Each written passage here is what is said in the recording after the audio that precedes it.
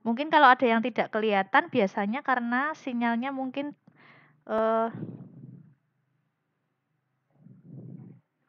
kurang ya. Bu Ismi ulangi lagi. Di rumah siapa yang suka membaca buku cerita? Ada enggak?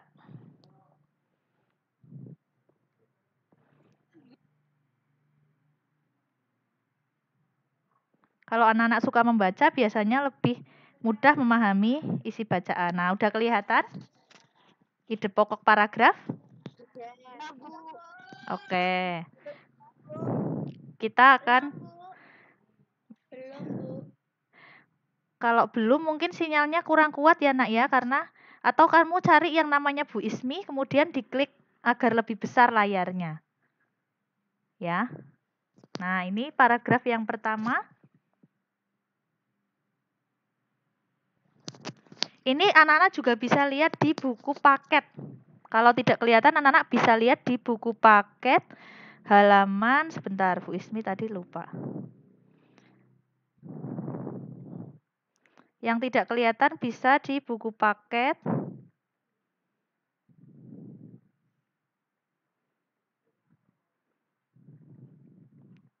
halaman 52. Ya? Wah, putus-putus. Bentar. Halaman 49. Yang lain putus-putus enggak? Oh ya, berarti kalau ada yang putus-putus mungkin sinyalnya ya karena ini hujan juga jadi sinyalnya terganggu. Halaman 49 ya di buku tema 7 kalau nggak bisa lihat layarnya. Yang suku Baduy. Nah, ini paragraf pertama. Silakan anak-anak baca dalam hati dulu.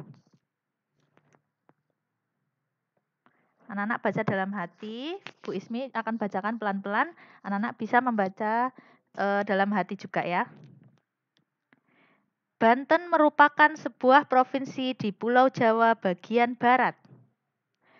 Provinsi Banten memiliki kekayaan alam dengan pemandangan indah, termasuk pegunungan dan pantai. Di Pegunungan Kendeng dengan ketinggian 600 meter dari permukaan air laut, tinggal masyarakat adat yang biasa kita sebut suku Baduy. Bacanya itu Baduy ya. Namun, masyarakat suku Baduy lebih senang menyebut diri mereka Urang Kanekes. Dalam bahasa Sunda, urang berarti orang. Ya. Kalau bahasa Jawa mungkin urang itu artinya udang. Tapi kalau di bahasa Sunda, urang artinya orang. Beda ya. Oke. Siapa yang bisa menemukan kalimat utamanya di awal apa di akhir? Awal. Awal, oke. Di awal, betul di sini. Yang Banten sampai titik. Mas Dika, kenapa Mas Dika menganggap ini di awal? Kenapa bukan yang di belakang? Karena yang di awal merupakan isi masalah utama. Iya, betul. Jadi di sini ada Banten, ini juga ada Banten ya. Dan di sini menjelaskan tentang apa yang ada di Banten. Nah, berarti kan intinya adalah tentang provinsi Banten. Gitu. Makanya kalimat utamanya adalah yang pertama, bukan yang terakhir. Kalau yang terakhir cuma dalam bahasa Sunda, urang berarti orang. Nah, padahal di awal-awal nggak membahas tentang bahasa Sunda, tapi membahas tentang Provinsi Banten. Oke, sudah betul kalimat utamanya yang pertama. Kemudian ide pokoknya apa? Ide pokoknya apa? Anak-anak bisa ambil dari kalimat utama juga. Siapa yang udah bisa menemukan ide pokoknya? Sebut nama ya, siapa yang mau menjawab? Apa kira-kira ide pokoknya? Sita ya, Mbak Sita apa? Coba jawab.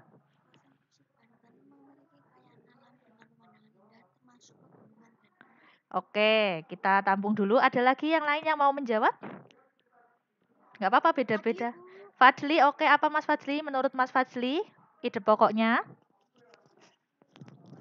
masyarakat adat yang Mm-mm. biasa kita sebut suku Baduy.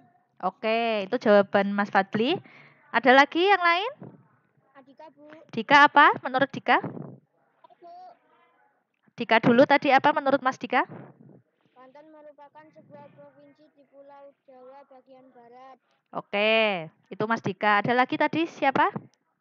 Satrio, Bu. Satrio. Menurut Mas Satrio apa ini ide pokoknya? Baduy Mm-mm. lebih senang menyebut diri mereka orang Pankes. Oke, tadi ada ya beberapa yang sudah menjawab ya.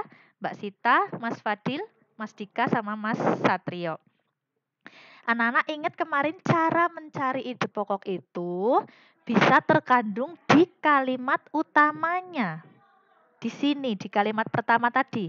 Yang anak-anak sudah tahu ini kalimat utama. Nah, kalimat utamanya berbunyi, Banten merupakan sebuah provinsi di Pulau Jawa bagian barat. Jadi ide pokoknya kita bisa ambil dari situ. Tidak terlalu jauh sampai ke kalimat yang di bawahnya. Tadi Mas Dika sudah hampir benar, tapi Mas Dika masih persis seperti ini. Masih persis seperti kalimat utamanya. Tapi kalau ide pokok bisa kita buat lebih ringkas. Misalnya, Banten adalah provinsi di Pulau Jawa. Gitu boleh. Atau seperti Mbak Sita, tapi Mbak Sita masih terlalu panjang ya. Banten adalah provinsi di Pulau Jawa dengan yang memiliki kekayaan alam. Sampai situ aja boleh, tidak usah sampai pantai. Gitu. Jadi anak-anak tidak sampai ke suku Baduy dulu. Karena ini adalah paragraf penjelasan. Kalimat penjelas, maaf, bukan paragraf penjelas. Begitu anak-anak? Agak paham? Atau masih bingung? Paham, Bu. Oke, biar lebih paham kita lanjutkan ke yang kedua. Kita baca dulu dari masyarakat Kanekes sampai Baduy luar dulu, nggak usah sampai bawah-bawah. Ya, baca dulu dalam hati. Dari sini. Nah, sampai Baduy luar, titik. Dah. Cuma 3 kalimat. Mas Tegar bisa baca, ini kelihatan nggak atau di buku paket sudah baca?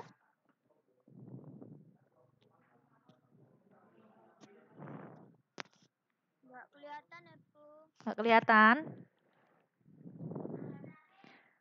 Yang lain yang kelihatan, paragraf kedua, menurut anak-anak, kalimat utamanya yang awal atau yang akhir? Awal, Bu. Awal. Yang lain? Awal. Awal, betul. Kalimat utamanya adalah yang awal ya, yang ini. Nah, sekarang Bu Ismi perlihatkan, kalimat utamanya berbunyi begini. Masyarakat Kanekes dibagi menjadi 2 kelompok, yaitu Tangtu dan Panamping. Nah, ide pokoknya anak-anak ambil dari kalimat itu, nggak usah ke kalimat yang belakang-belakangnya. Misalnya, ide pokoknya adalah 2 kelompok masyarakat Kanekes. Atau boleh juga anak-anak tulis pembagian masyarakat Kanekes. Atau masyarakat Kanekes ada 2 kelompok, dah gitu aja. Nggak usah disebutkan ada Tangtu dan Panamping, itu nggak apa-apa. Karena ide pokok itu kan bentuknya ringkas atau panjang? Ringkas, Bu. Iya, bentuknya harus ringkas karena nanti akan dijelaskan di satu paragraf ini gitu. Jadi jangan anak-anak tulis semua sampai belakang itu ide pokok, tidak. Ya, jadi ide pokoknya adalah pembagian masyarakat Kanekes atau misalnya 2 kelompok masyarakat Kanekes, sudah. Itu aja ide pokoknya. Gitu. Yang ini terlalu panjang nggak usah. Nah, ini aja yang terakhir. Anak-anak silakan baca dalam hati. Kemudian nanti siapa yang sudah bisa menemukan langsung ide pokoknya, boleh sebut nama ya. Mau mencoba menjawab, ide pokoknya apa paragraf ini?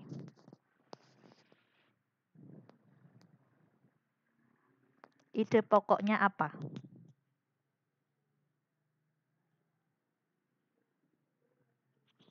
Apel, Bu. Oke, apa sayang? Kelompok Katekes Dalam tinggal di 3 desa. Oke, yang lain boleh juga ikut menjawab. Mbak Apel, terima kasih. Fadli dulu. Apa Mas Fadli? Kelompok penamping sedikit berbeda dari masyarakat. Mm-mm. Oke, terima kasih Mas Fadli. Satu lagi, ada lagi? Siapa? Anggur. Anggun. Oke, Mbak Anggun apa? Baduy dalam tinggal di 3 desa. Mm-mm. Ini anak-anak yang paragraf terakhir loh ya, Bu Ismi bacanya ya. Bukan yang panjang ini, tapi yang paragraf terakhir yang kelompok penamping sedikit berbeda dari masyarakat Kanekes Dalam. Tadi Mas Fadli udah bener yang itu bacanya. Oke, satu lagi. Makasih Mbak Anggun.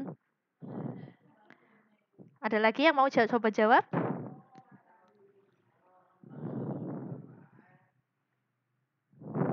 Apa ide pokoknya? Mas Faiz? Atau Mbak Marta? Ya? Ya. Oke, Mas Satrio apa? Menurut Mas Satrio? Penamping. Penamping sedikit berbeda. Oke, sudah hampir betul ya tadi Mas Satrio sama Mas Fadil. Kalimat utamanya siapa? Mbak Anggun? Apa? Mm-mm. Teknologi dan alat elektronik. Ya. Oke, terima kasih. Nah, sekarang kita bahas ya. Anak-anak tadi terima kasih sudah mencoba menjawab. Kalimat utamanya sudah betul yang dibaca Mas Fadil tadi. Kelompok penamping sedikit berbeda dari masyarakat Kanekes Dalam. Mas Satrio juga benar tadi. Itu adalah kalimat utama, ya. Kemudian yang di belakangnya namanya kalimat penjelasan atau kalimat penjelas. Menjelaskan bedanya apa sih? Kok penamping sama Kanekes Dalam tuh berbeda? Nah, bisa dibaca di selanjutnya perbedaannya apa. Ide pokoknya anak-anak bisa ambil dari paragraf pertama. Tadi kalau Mas Fadil sama Mas Satrio ide pokoknya membacanya lengkap kalimatnya boleh juga sebenarnya. Boleh ide pokoknya persis seperti kalimat utama, tapi sebaiknya kita tulis lebih ringkas. Ya, karena ide pokok itu bentuknya ringkas dan berbentuk frasa bukan kalimat. Frasa itu gabungan kata-kata, ya. Jadi bisa anak-anak tuliskan ide pokoknya misalnya perbedaan kelompok penamping dan masyarakat Kanekes Dalam gitu boleh. Atau tadi seperti Mas Fadil atau Mas Satrio juga boleh. Gitu. Sudah sampai sini ada yang mau ditanyakan? Tidak, Bu. Tidak. Oke. Kalau tidak nanti Bu Ismi akan kirimkan latihannya di grup ya. Nanti Bu Ismi kirim tugasnya di grup. Apa saja tugasnya hari ini. Kemudian sekarang Bu Ismi mau mengumumkan kemarin yang tugas mendongeng, anak-anak ada beberapa yang belum mengumpulkan tapi kebanyakan sudah.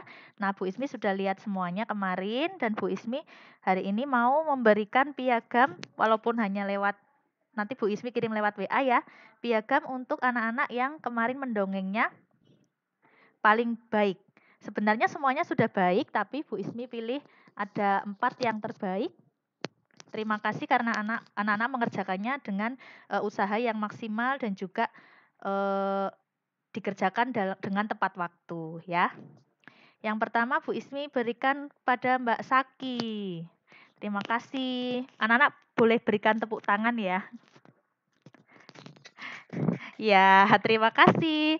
Mbak Saki kemarin mendongengnya bagus sekali. Iya, sama-sama. Mbak Saki mendongengnya bagus sekali. Anak-anak bisa lihat dongengnya Mbak Saki di YouTube ya. Kemarin Bu Ismi share linknya. Nah, Mbak Saki itu dikasih musik juga. Jadi mendongengnya lebih terasa hidup dan bisa anak-anak bisa menontonnya menarik gitu. Kemudian yang kedua bagus juga Mas Satrio. Selamat Mas Satrio. Iya, oke, terima kasih. Mas Satrio juga mendongengnya bagus ya, ada percakapannya, kemudian juga ada gerakannya, dan Mas Satrio bisa hafal isi ceritanya tanpa melihat teks gitu. Kemudian yang ketiga, Mas Fariski. Selamat Mas Fariski. Ceritanya Mas Fariski juga ada di YouTube ya, Nana bisa lihat kemarin linknya. Mas Fariski juga berceritanya percaya diri, kemudian juga bisa memahami isi ceritanya ya. Kemudian yang sama-sama Mas Faiz. Kemudian yang keempat, Bu Ismi berikan untuk video yang terbaik. Ya, untuk Mas Izal. Selamat Mas Izal. Makasih, Bu. Sama-sama, Mas Izal videonya selalu bagus ya. Terima kasih juga untuk Bapak Ibu yang sudah mendampingi di rumah. Mas Izal videonya diedit, kemudian pakai kostumnya juga bagus ya. Nah, yang tadi pagi bernyanyi juga bagus sekali, ada musiknya juga. Ya, itu untuk anak-anak nanti Bu Ismi kirim lewat WA ya.